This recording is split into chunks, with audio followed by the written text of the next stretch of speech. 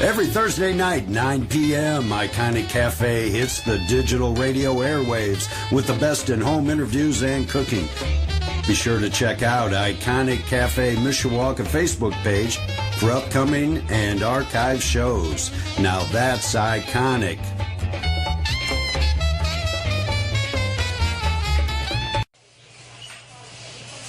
Hey, good evening, ladies and gentlemen. Welcome to Iconic Radio here at the Iconic Cafe.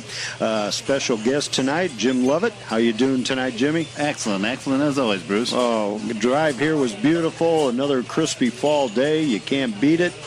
No, not at all. Great specials tonight. Brenda made some Swiss steak with homemade mashed potatoes and vegetables. Sold out by 7 o'clock, but the cafe is busy.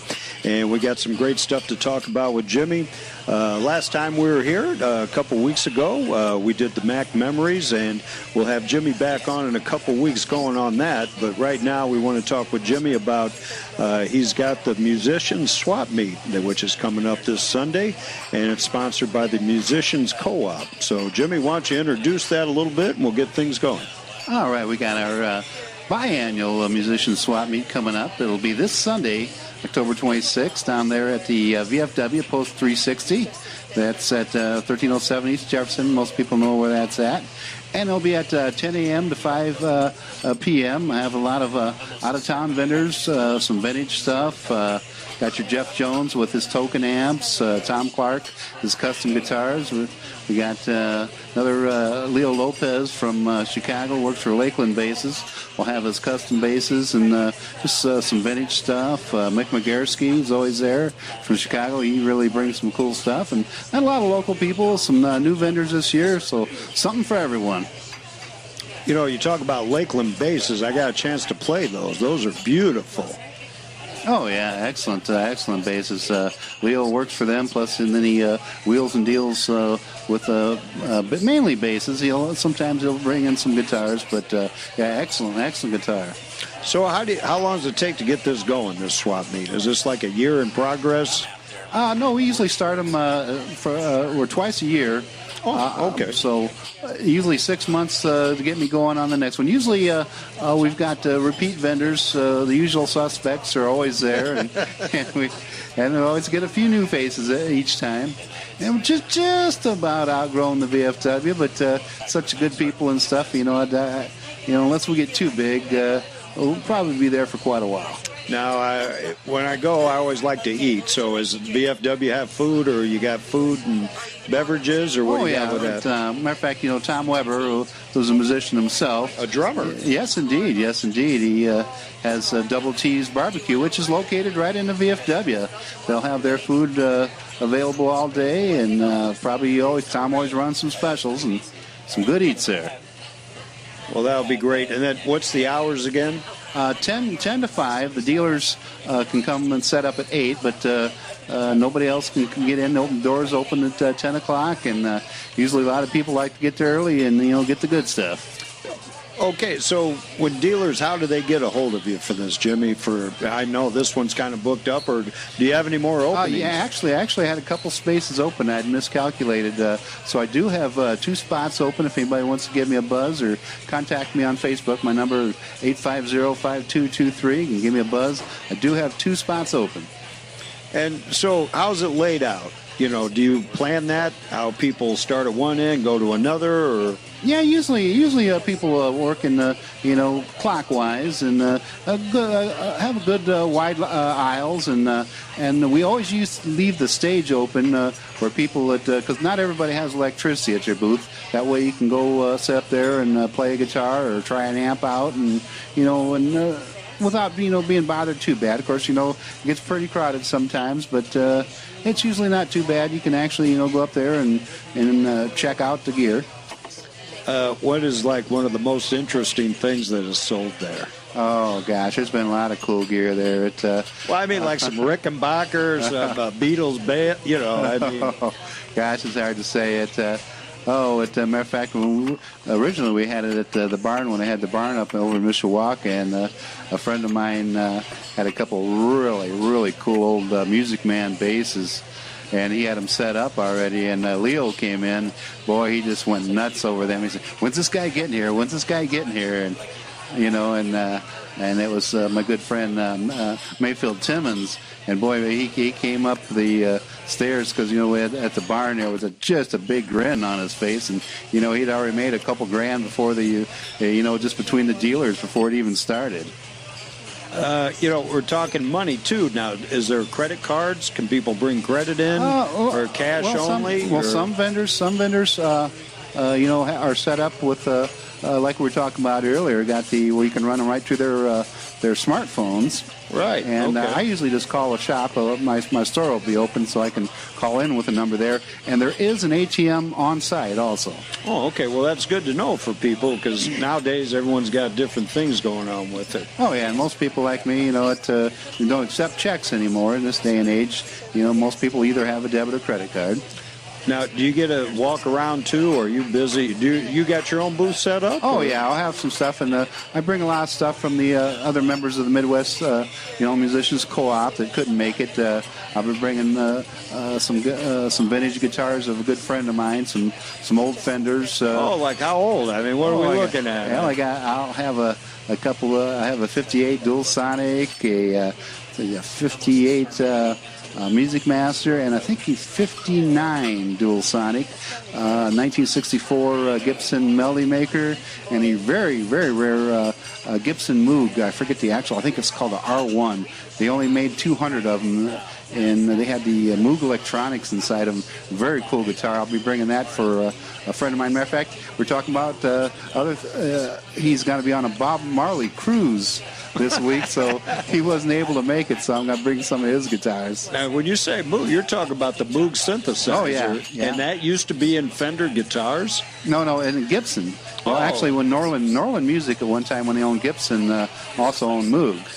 And so actually Moog, back when they had the Lab Series amplifiers, was all made by Moog. So was that, I'm trying to think of the modern one that has the synthesizer. I don't even know if they make them anymore. If it was a Fender had one or... remember it was like the 90s? Oh, yeah, somebody had one built in. Who was that? There was a couple of them, yeah. Have you ever played? I never got to play it. No.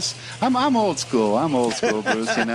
Give me a guitar and an amp, no pedals. It's a good old tube amp and, a P90 pickup. Oh, yes, the dog ears, man. Is Moog still in business? I believe so. I think they're in a different format than what they used to, but I think they really make high-end stuff these days. But there's been so many buyouts. This company buying this company, and different, one coming and going.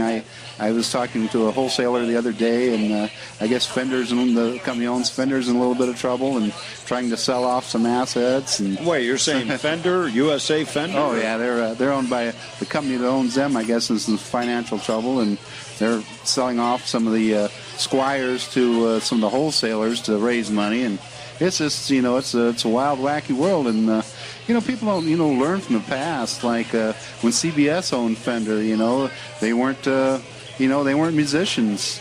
They knew nothing about the music business, and they cheapened the Fenders, and and that's why you have the term pre-CBS. Yes, big time.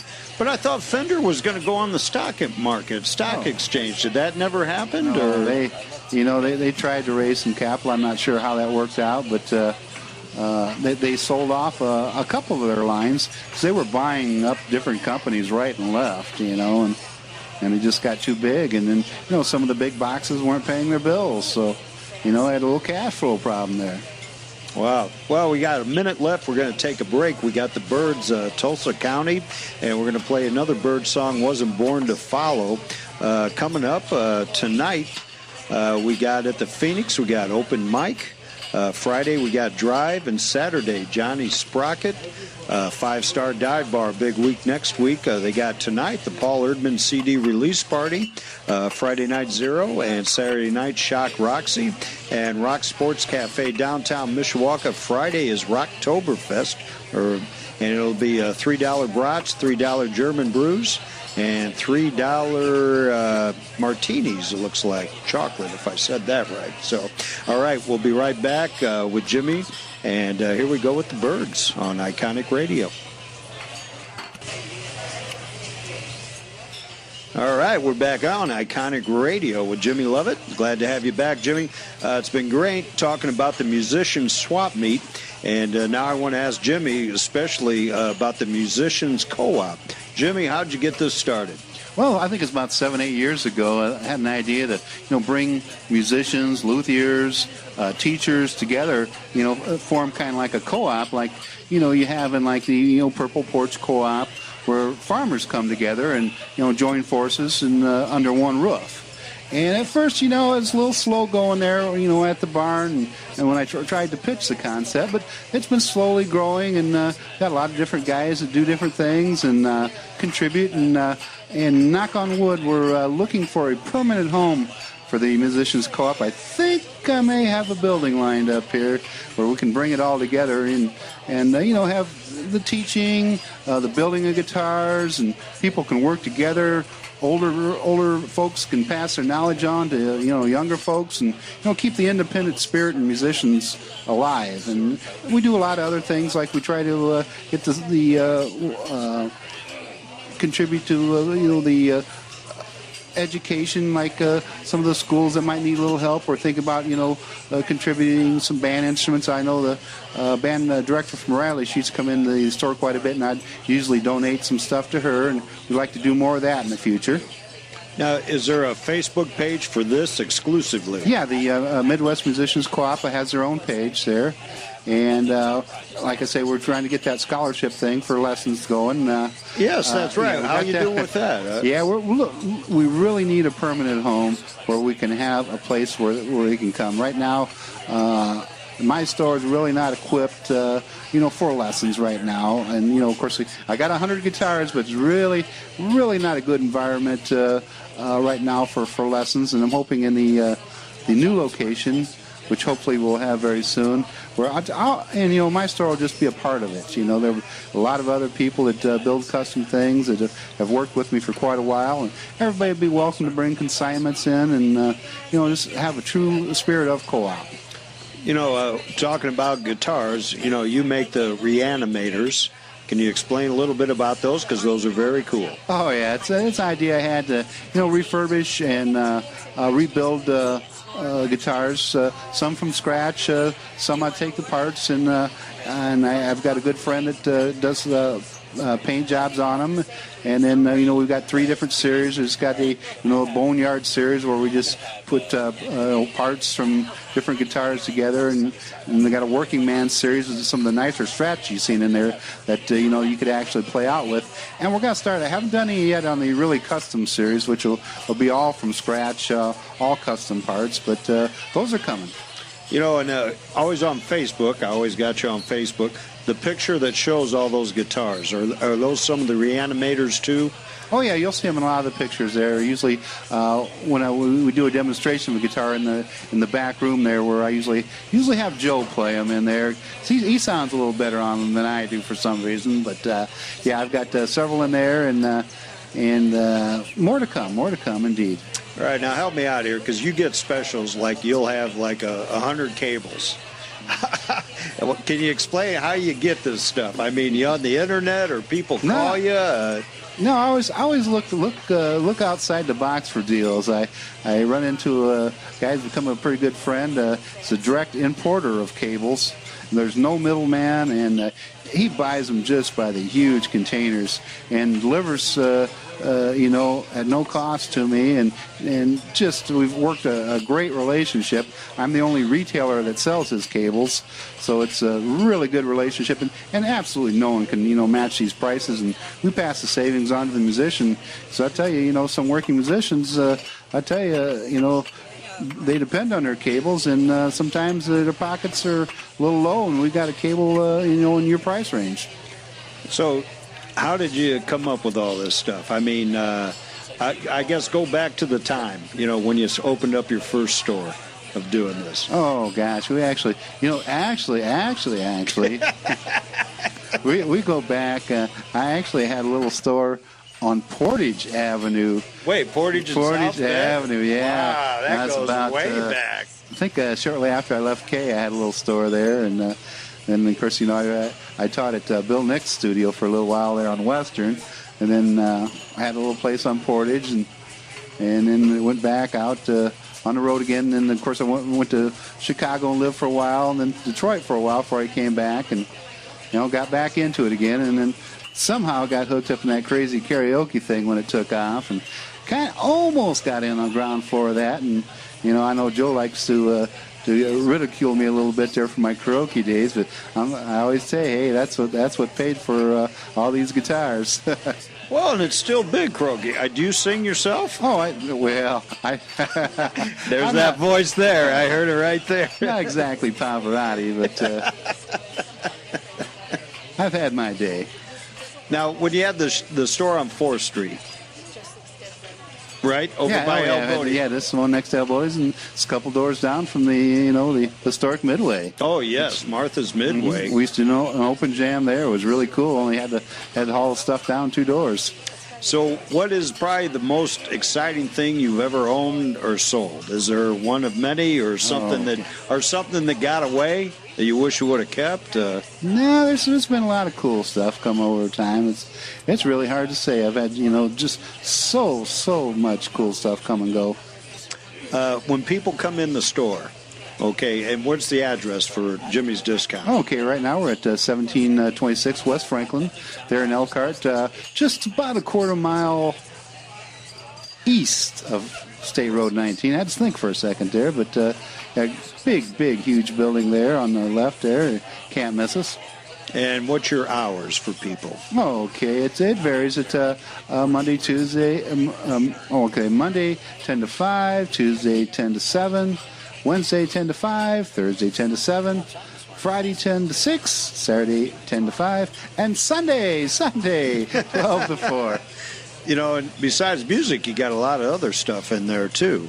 Yeah, that's something. Of course, we got a lot of from my older days at the barn and stuff left over, which we're kind of getting out of. But we still have a lot of it. A lot of tools left over and items like that, which we're trying to close out and stuff. And we got out of the DVD business there. Oh, is it just gone? There's no more DVD, or? Well, we're living in the download age, and and the pawn shops have so many of them. They're selling them for $1 a piece, and it's pretty hard to buy them off the street when they're selling them for $1, and somebody just went down to Walmart and spent $15, and you can only give them 50 cents. Yeah, I agree. How do you keep track of all this stuff? Is it a computer, or are you just in your head? I mean, no, it's all a computer. It's live in the computer age. Right. How do you price stuff? I mean, do you go to Google, or do you set your standards? Well, always check eBay and Google and the actual prices that things sell for. It's a lot different than, and you know that because really you got great prices on stuff, and also too, I mean, you'll work with people, which I really appreciate too. Oh yeah, like I say, it's coming up. I believe next summer will be my 40th year doing this. 40th year. 40th year. Wow. Yeah. Wow. I had some time off. In the construction business, but I always, even those days, I still hustled guitars on the side. Always had something for sale. Now, does that go back from your Mac days, learning from him, or did you do it before working with him? Oh yeah, I was always wanted to learn so much from that man. It was amazing, And like I say, it took a while to build back up a good inventory and things like that. And of course, we've been through a few recessions, depressions, or whatever they call these things. Well, hey, we're going to take a quick break here with Jimmy. We got the Bodines coming up, Far Away from My Heart, and also She's a Runaway. So, of course, always glad to have you here at Iconic Radio, and we'll be back in a little bit. Also coming up tonight will be Radio Classics at 11 p.m. with Bill McDonald, and it'll be Philip Marlowe. And the Bums Rush will be 9/3/49. So, Iconic Radio, here we go with the little Bodines. All right, we're back at Iconic Radio. And always, I want to get a big shout out to Daisy and Adam Nelson. Of course, when you come to Iconic, you'll see the menu, which is fantastic. It's got a guitar on it. And Adam has been fantastic with making Iconic Cafe a success. Adam does graphic design, promotions, marketing, anything really. T-shirts, and a big shout out to you, Adam. Always appreciate it. And I like them because I've had other people wanting to do the menu, but Adam was the one who was nice enough, or I guess thought of me as important enough to get my personalized touch to it. And I really think that makes a difference. So any of your needs for graphics, get a hold of Adam, and please say hi to Daisy for me. So, Adam, we'll talk to you soon. Back with Jimmy, you know, we shut the mics down, and we have one of the best conversations ever. So I'm retracking, Jimmy. I want to go back, and I asked you, what is the success of 40 years being in the business? Well, you know, it really didn't come about because I was all over the place. I really didn't have focus until about 3 years ago. I finally found focus just to concentrate on one thing. And you know, I used to have like a recurring dream about I was building a house, and then I'd left the house over here, and I never finished them.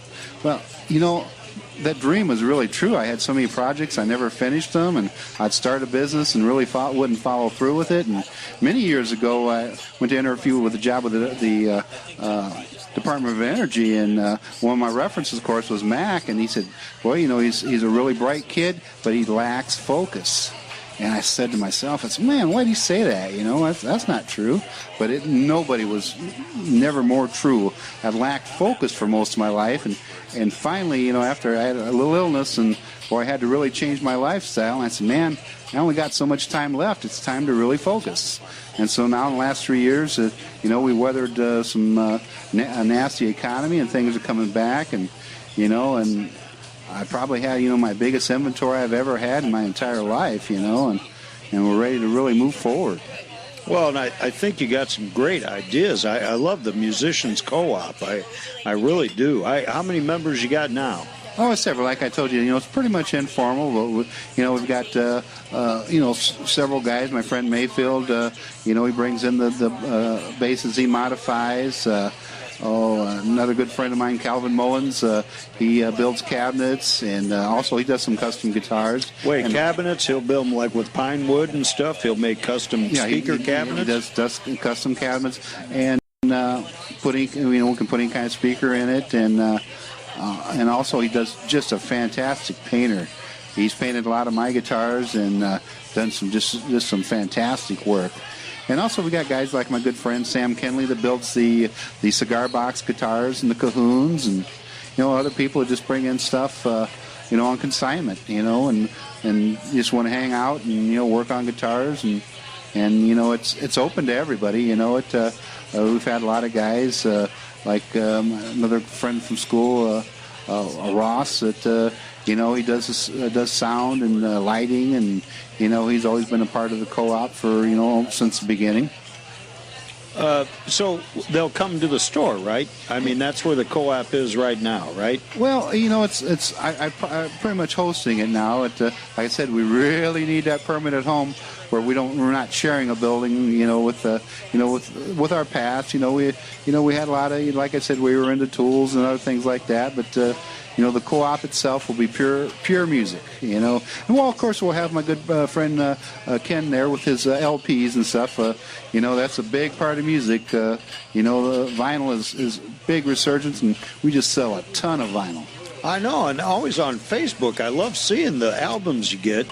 Where do people find these? I mean, different collection. I know Ken advertises the bike complete collections, and a friend of mine was moving out of town a couple weeks ago and sold me his entire collection.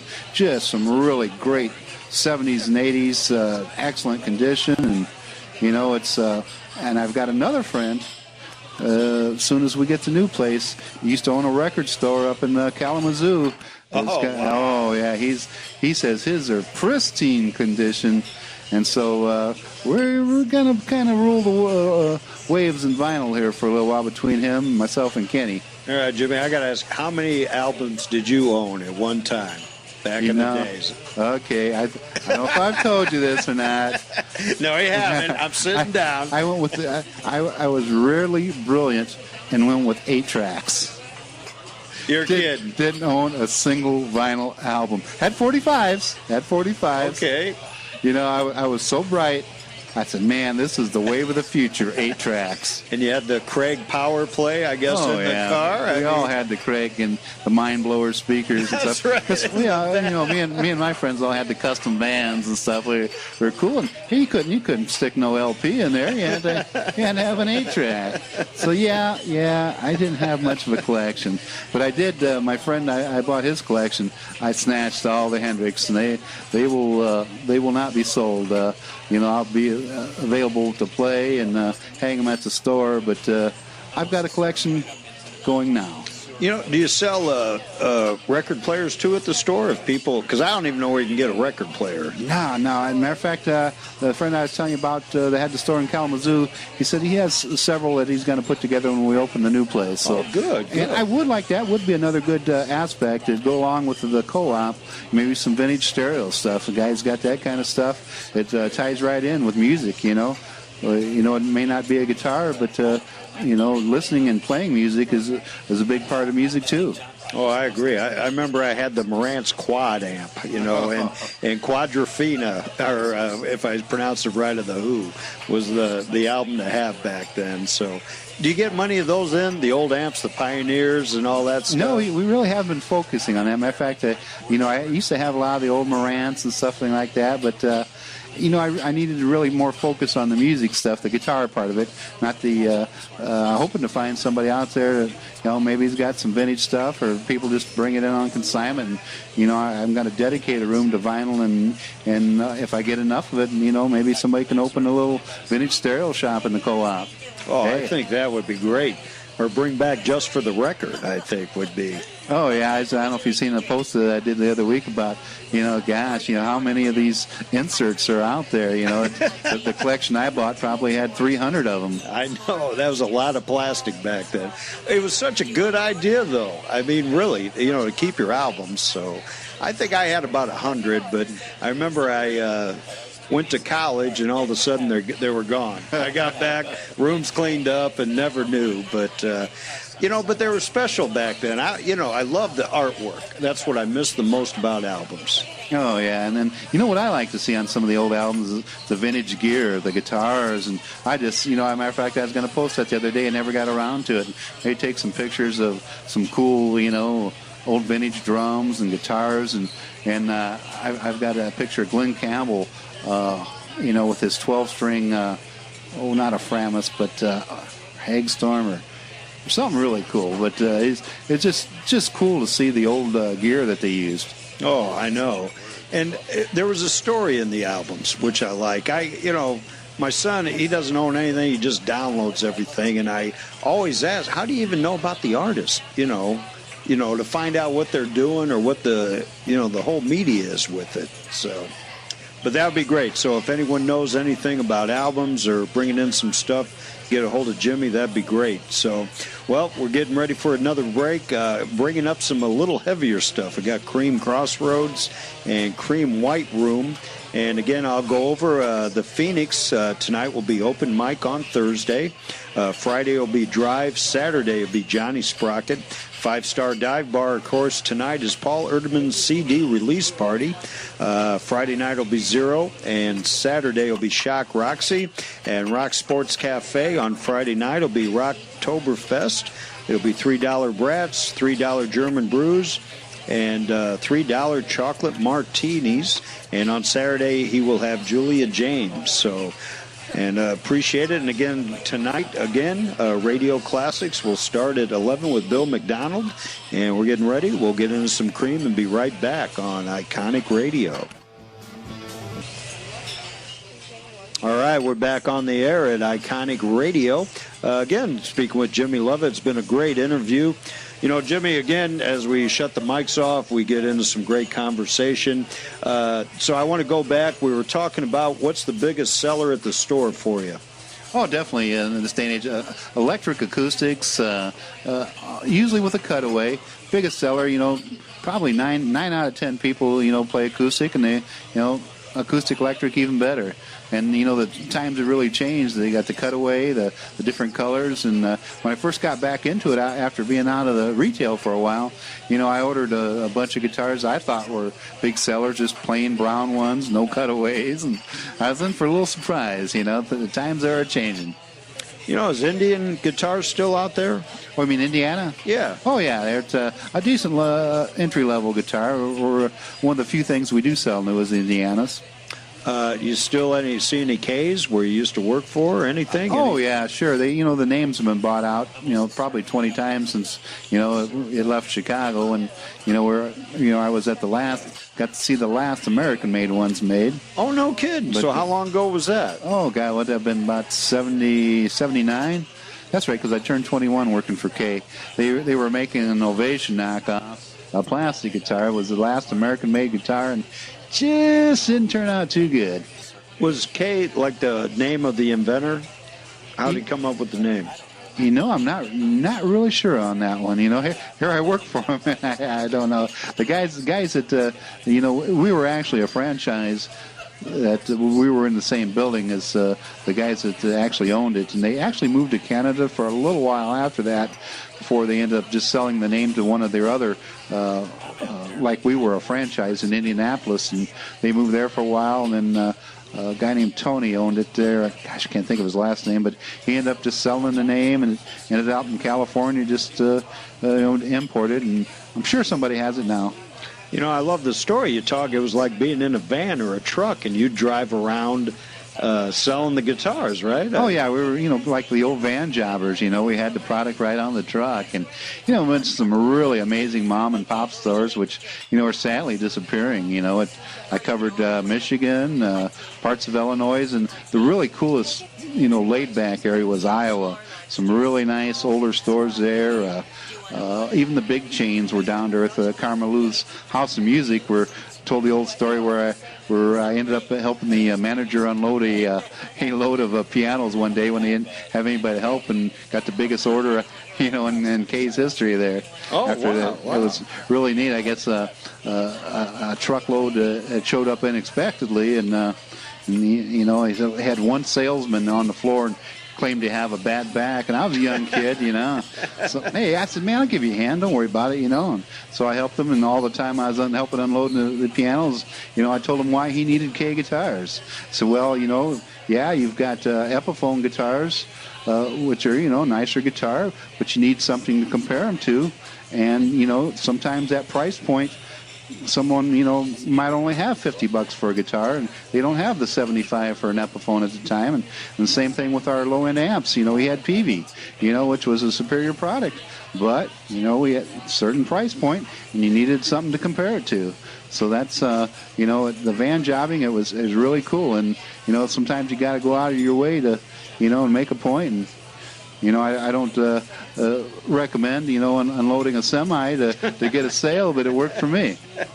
So where'd you learn that? That's some pretty good salesmanship there. Oh, I think it all goes back to, getting the sale from Mac, It's do what you need to do to get the sale. Yep, that's great. And know your product. So, did you go in the K factory? I mean, I know we're getting off a little bit here, but it was more of a what they actually still made there was. Oh yeah, I seen them making them. It was like a mold, a big mold they had, and it was pretty interesting and stuff. They didn't actually build any of all the wood guitars were actually imported at the time. But and then funny story, the amps were still made in the United States, but actually they were just assembled from parts by the company that made the boxes for them. It was cheaper. They did it all in one stage. As a little a company outside of Chicago that made the boxes, put the amps together too, and put them in the boxes. Wow. We were talking too. I was asking you, what's your favorite guitar that you've owned or would like to own? It goes back. Oh, I think the only new guitar I ever owned in my life was a Gibson Les Paul Special. It was just an inexpensive one with the P90s. I loved it. It was just a basic guitar, and I love the sound of P90s. Was that at Max? Oh, yeah. That was the only new guitar I've ever owned in my life. Oh, wow. What color? I was Tobacco Sunburst. Oh, wow. That was beautiful on that. So I remember I got to tell you that when I walked in the store, it was home run music, I think, over River Park or Mishawaka Avenue, I think they were. Yeah, way down there. There was a yellow telly, and I don't know, like you, I walked in the store and my eyes just went right to it. And is that how you found this, or? Yeah, just had a good feel to it. It's a good look, and that's what I wanted. I want a good working man's guitar. At the time I was playing halfway serious, and that's this is the sound I wanted and the feel I wanted. You still play? You got time? Oh, not much anymore. It's enough to demonstrate a guitar, but over the years, I've just lost a lot of things and forgotten things, and I just don't have the time to really go back to what it, every once in a while I'll rip out a scale there, pretty lightning fast speed like I used to. But, no way, you're talking faster than Joe Feingold here, or we got a little something going on? Or? No, not like those fingers, but I was pretty quick in my day. I had a lot of people hoodwinked into thinking I was good. And we talked about the bass, too, the Triumph. Yeah, my favorite bass was a Les Paul Triumph. It really wasn't a very popular bass. It was a short scale, heavy bass, and in fact, the only other one I've seen in this area, the guy from, terrible, I can't think of his name, played in a band called South Shore. He had one too. But that's the only two Les Paul Triumphs I've ever seen in my life. I owned one, and he had one. That's right, and that was at the music box, right, where South Shore used to play. Oh, yeah, they used to play there all the time. Yeah, they was one of the hot bands of our day. Well, remember the Cavalcade of Wills, I think, and they used to play there. I think. Them and Icy Hot, dude. Yeah. That's right, and that was not Scott Miller, or was it Scott Miller and Icy Hot? Well, Craig Miller. Craig right. Miller, Dean Darcy played with him for quite a while. That's right. Randy Burkle, another good old friend I haven't seen in ages. Wow. Randy, if you're out there, stop in and say hi sometime. Yeah, please do. I always remember they were, like you said, the hot bands to be something and stuff. So, and always going to Shula's. I mean, there's definitely a lot of reminisce on that and stuff. So, we were talking about tubes, and you say you do have tubes if anyone's interested? Yeah. I have to see what I've got a few, some older stock that I'd picked up for a while. Like I say, I've got them packed away now, but it's something that is getting harder to find, especially with Russia being Russia being Russia. It's where the bulk of the tubes are made now, and it's good. The price and scarcity might go up a little bit on them. So if you got some tubes, you better snatch onto them, especially some good vintage ones. Well, and I like it too, is because you got a wealth of information. I always like going in you and asking you about 100 questions, but you're always nice enough that you'll answer it or you'll look it up for me, and that's something special about going to your store, Jimmy. Oh, yeah, it's like what I really dig is a lot of the younger guys that come in. I've got a couple guys that come in there and show me the guitars. Even if they didn't get it from me, they'll show me some cool guitars they got and different things, and because they know I dig that stuff, and I like to talk with them about music, and I like to see. That's the one thing the co-op really needs. Maybe this is some younger folk coming in, and when we had the big shindig over at Jeff McHugh's place, we might have been the heart and soul of the co-op was there, but the average age was probably around 50 or so. So I'd like to see some younger blood coming out and getting involved with us. Well, hey, we got to wrap it up. We're going to have the Cranberries Dreams, but would like to say again that the musician swap meet will be this Sunday, correct? Yeah, this Sunday, 10 to 5, the VFW 360, Jefferson. All right, Iconic Radio. We'll be back.